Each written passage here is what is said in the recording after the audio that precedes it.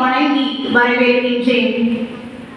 புனித சிலுவை கல்வியியல் கல்லூரியில் முதல்வராக இருக்கும் முகத்தில் மகிழ்ச்சியை தாங்கி நிற்கும் அருட்சகோதரி ஜான்சி அவர்களை இதயம் நிறைந்த அன்போடு வருக வருக என்று வரவேற்கின்றேன்.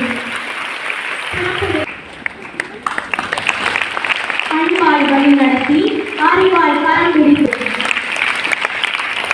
அருட்சகோதரி ரெஜி சின்னப்பன் அவர்களை இவ்விழாவிற்கு வருக வருக என்று இன்பத்துடன் வரவேற்கின்றேன். அருட்சகோதரி சர்குணா அவர்களை இதயம் நிறை அன்புடன் வருக வருக என்று எங்களின் அருட்சகோதரி இசபெல்லா அவர்களை வருக வருக என்று வரவேற்கின்றேன். அந்தவர் அருட்சகோதரி செல்வா அவர்கள், அருட்சகோதரி ஜோஸ்பின் அவர்களை அன்புடன் வருக வருக என்று வரவேற்கின்றேன். நம் பள்ளியின் வேறு நாச்சியாராம் பள்ளி முதல்வர் தலைமை ஆசிரியை அருட்சகோதரி நூறுநேரி சின்னப்பன் அவர்களை வருக வருக என்று இன்பத்துடன் வரவேற்கின்றேன். இந்த அழகிய பூந்தோட்டத்தை அருள் பணிகளால் அலங்கரித்து வரும் நம் ஹோலி கிராஸ் கம்யூனிட்டியை சார்ந்த அனைத்து அருட்சகோதரிகளையும் மற்ற அருட்சகோதரிகளையும் இருகரம் கூப்பி வருக வருக என்று இவ்விழாவிற்கு இன்பத்துடன் வரவேற்கின்றேன். ஓய்வு பெற்ற ஆசிரியை திருமதி எம்மா சாந்தி அவர்களையும் வருக வருக என்று அன்புடன் வரவேற்கின்றேன்.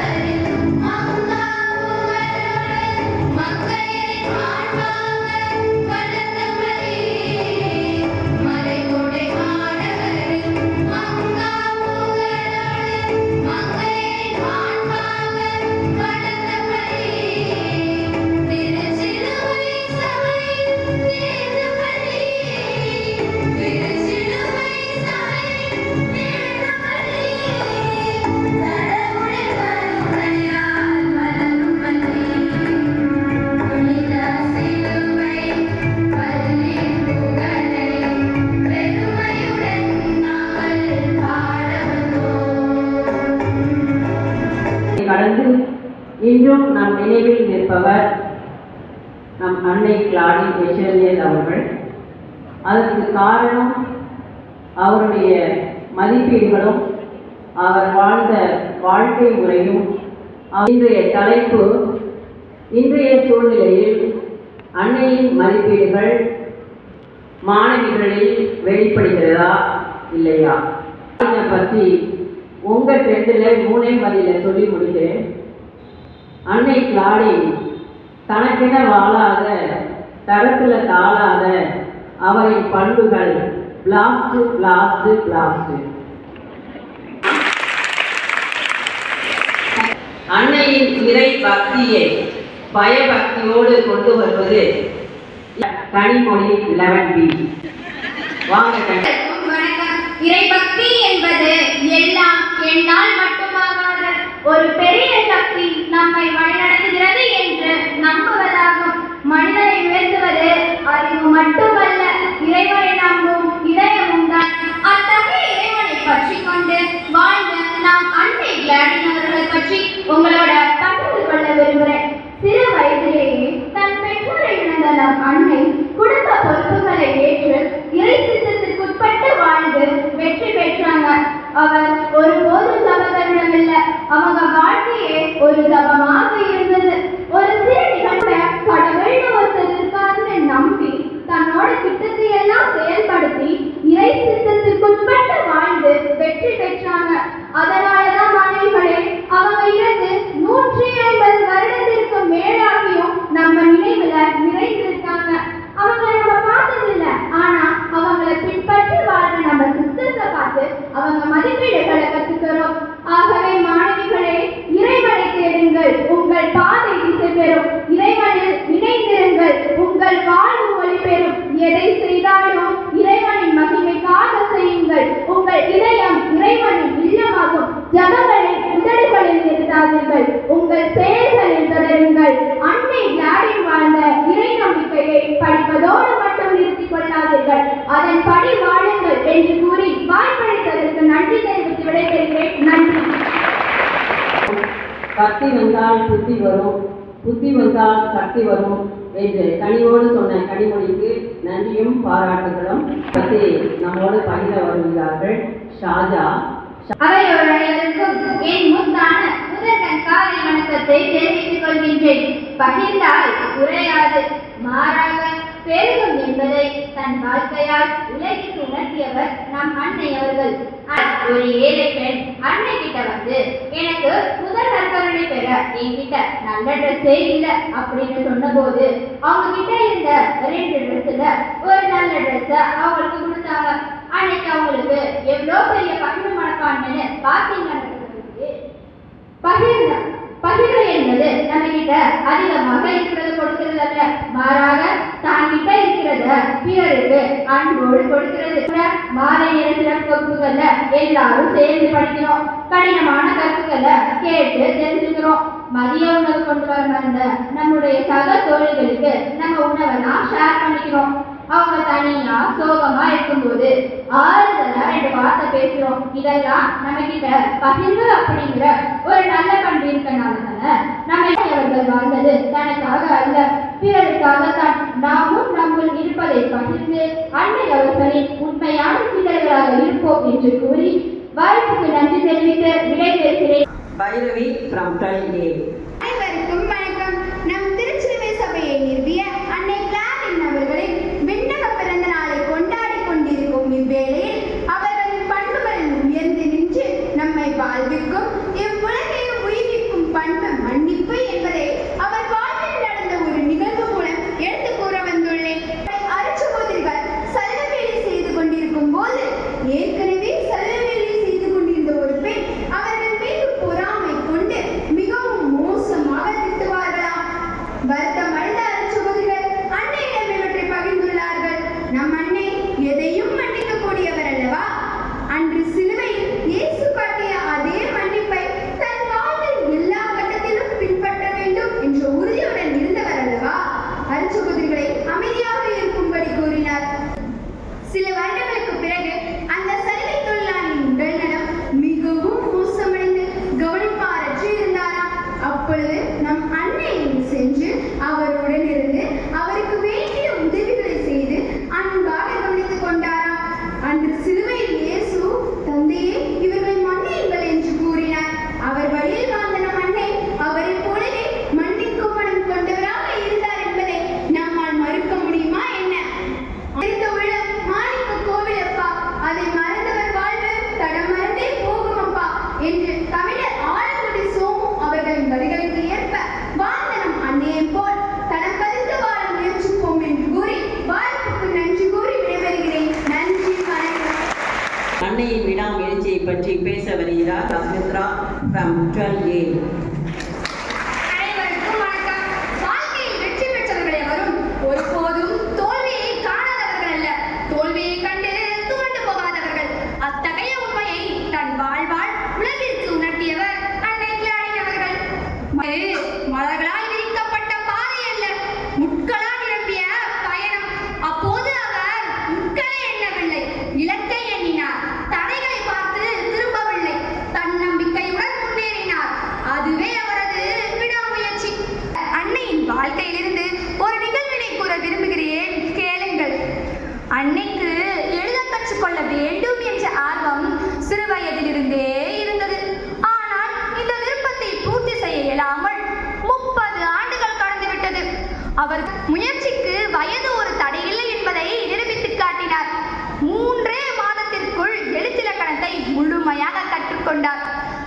பணியுடன் கூடிய முயற்சியே அவரது இலக்கை அடைய காரணமாக இருந்தது. தான் கற்றுக்கொண்டதை ஏழை பெண்களுக்கும் கற்றுக் கொடுத்தார். அவரது சமையலறையே சிறிய கல்விக்கூடமாக மாறியது.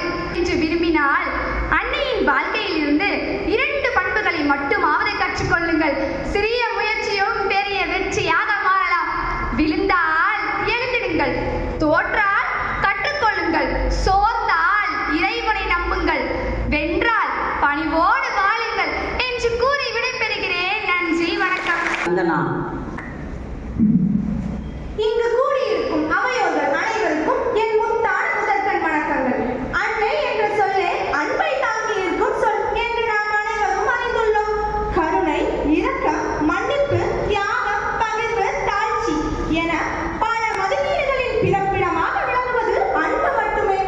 நற்பண்புகள், இறை விழுமியங்கள், வாழ்வியல் நெறிமுறைகள் நிறைந்த அன்னை கிளாரின் அவர்கள் இதயம் நிறைந்த அன்பால் வாழ்வை அலங்கரித்தவர். தாய்மைக்குரிய அன்போடு தலைமை பணிகளை செய்தவர். மென்மையான வார்த்தைகளால் மட்டுமே தவறுகளை சுட்டிக்காட்டி சீர்திருத்தியவர். அன்னையின் பிள்ளைகளாகிய நாமும் அன்பு செய்ய தயங்காத தாயுள்ளம் கொண்டுதான் விளங்குகின்றோம். எளியோர் மீது கொண்டுள்ள பற்று, மதிய உணவை பகிர்தல், விழாக்களின் போது புத்தாடை பகிர்தல் போன்ற பல நல்ல செயல்களில் நாம் சிறந்து விளங்குகின்றோம். தொழுநோய் இல்லங்கள், முதியோர் காப்பகங்கள் போன்ற பல இல்லங்களுக்கு நேரில் சென்று தங்களது உடனிருப்பை ஆறுதல் வார்த்தை மூலம் அன்பினை வெளிப்படுத்துகின்றனர் நம் பள்ளி மாணவிகள். உன்னை போல் பிறரையும் நேசி என்ற இறை வார்த்தையை அன்னை கிளாரின் அவர்களின் வழியில் வாழ்வாக்கி வருகின்றனர். எனவே தோழிகளே, நாம் ரீல்ஸ் போடுவதை குறைத்துவிட்டு ஒரு ஏழை குழந்தைக்கு பாடம் சொல்லிக் கொடுப்போமே. லைக்காக போட்டோ எடுப்பதை விட்டுவிட்டு ஒரு முதியவரின் கைப்பிடித்து சாலையை கிடப்போம். அப்போதான் நாம் அன்னை கிளாரின் அவர்களின் உண்மையான பிள்ளைகள் என்று சொல்லிக் கொள்ள முடியும் என்று கூறி தங்களது பொன்னான நேரத்தில் எனக்கு வாய்ப்பளித்தமைக்கு நன்றி கூறி விடைபெறுகிறேன். நன்றி, வணக்கம்.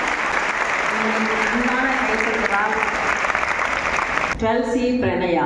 அனைவருக்கும் வணக்கம். அன்னை அவர்களின் சமூக அக்கறை இயேசுவை போல இயேசுவுக்காக அன்னை வறுமையையும் துன்பத்தையும் இடர்களையும் உலகப்பற்று இல்லாத மறைந்த வாழ்வு வாழ்தலையும் நேசித்தார். அனைவரும் இறை சாயலே என்னும் பொது நோக்கில் பிடிப்பாய் இருந்தவர் அன்னை. குறிப்பாக ஏழை எளியோர் மீதும் பெண் கல்வியின் மீதும் தனியான தாகம் கொண்டிருந்தார். பெண்களின் முன்னேற்றம், பெண்களின் பாதுகாப்பு போன்றவற்றில் கண்டிப்புடன் இருந்தவர் அன்னை. ஆலய பணிகள், சமூக பணிகள், பணியாளர்களிடம் பேசும் பாங்கு என அனைத்திலும் விசுவாசத்தையும் மனிதநேயத்தையும் உந்துதல் செய்யும் வண்ணமாகவே வாழ்ந்தவர். சிலுவையில் எளிய மகளாக அன்னை வாழ்ந்திருந்தாலும் மக்களின் மனங்களில் சிம்மாசனம் போட்டு அமர்ந்தவர். உதாரணமாக பிரெஞ்சு புரட்சிக்கு பிந்தைய காலத்தில் பெற்றோர்களை இழந்து பாதுகாப்பின்றி தவித்த சிறுமிகளின் நிலைகளை அன்னை நேரில் கண்டார். அவர்களின் துயரை வெறும் பரிதாபத்துடன் பார்க்காமல் அவர்களுக்கு பாதுகாப்பான இல்லமும் கல்வியும் கிடைக்க வேண்டும் என்று செயல்படத் தொடங்கினார். இத்துடன் அன்னையின் சமூக பணி முடிந்துவிடவில்லை. அன்பு, உண்மை, கல்வி, தன்னம்பிக்கை போன்றவற்றால் அந்த குழந்தைகளின் வாழ்வை உயர்த்தினார். ஏலானை நேசி என்னும் 2 வார்த்தைகள் மனித வாழ்வை புனிதமடைய செய்யும் மந்திரங்களாகும். ஆணையுடையோராய் அன்னை வழி நடக்க புறப்படுவோம். நன்றி, வணக்கம். தரவெளியா இந்த 6 பேரும் அன்னையினுடைய பண்புகளை கொளுத்தி போட்டிருக்காங்க. ஒவ்வொரு வீட்லேயும் ஒரு அன்னை கிளாரின் அம்மாவாக இருக்கிறாங்க. அந்த அம்மாவை நம்ம எப்படி பார்த்துக்கிறோம்? அம்மா நல்லா இருந்தால் மற்ற எல்லாரையும் நல்லா பார்த்துக்குவாங்க. அந்த அம்மாவை நீங்கள் மட்டும்தான் நல்லா பார்த்துக்க முடியும்.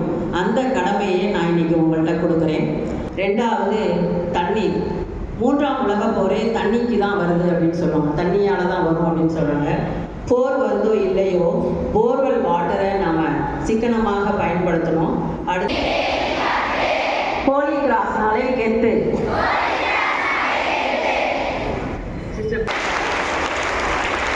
கிடைத்த வாய்ப்பிற்கும் கேட்ட உங்கள் அனைவருக்கும் அன்னையின் ஆசியோடு வாழ்த்துக்களையும் நன்றியையும் தெரிவித்துக் கொள்கிறேன். நன்றி, வணக்கம்.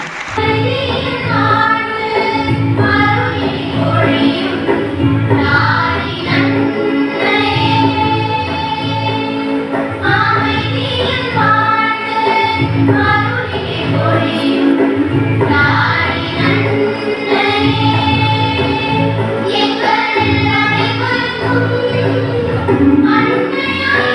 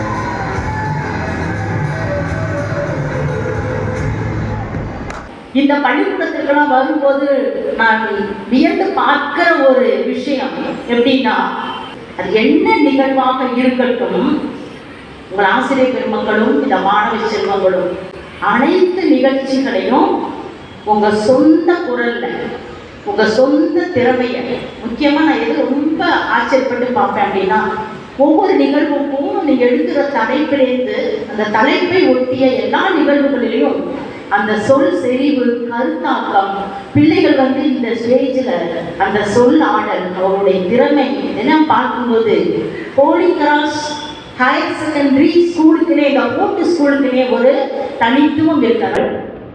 இன்னைக்கு 125 ஆண்டுகளை கடந்த இந்த பள்ளிக்கூடத்தில் இருக்கீங்க. ரொம்ப பெருமையா பார்க்க வேண்டிய ஒரு விஷயம். இந்த ஆண்டு முழுவதும் உங்களுடைய வேலை என்ன தெரியுங்களா? ஒரு பக்கம் மகிழ்ச்சியாகவும் பெருமையாகவும் இருந்தாலும், மறுபுறம் ஆசிரியர் பெருமக்களே, அன்பு மாணவ செல்வங்களே, உங்கள் உள்ளத்தில் ஊற்றெடுக்க வேண்டிய ஒரு ஊற்று எதுனா நன்றி உணர்வு. இது சாதாரண பள்ளிக்கூடம் அல்ல. 125 ஆண்டு கால சேவை, 125 ஆண்டு கால அர்ப்பணிப்பு, 125 ஆண்டு கால கடின உழைப்பு, கடினமான பாதையில சென்று நமக்கான ஒரு பாதையை உருவாக்கி கொடுத்திருக்கிறார்கள். நமக்கு முன்பாக ஓடி முடித்த அருள் சகோதரிகள், ஆசிரியர் பெருமக்கள், உங்களை போன்ற மாணவர்கள் செல்வங்கள். அதனால இது சாதாரணமான இடம் அல்ல, புனிதமான இடம். இறைவனுக்கு சேவை செய்வதன் மூலமே உண்மையான அமைதி கிடைக்கும். அதை இந்த உலக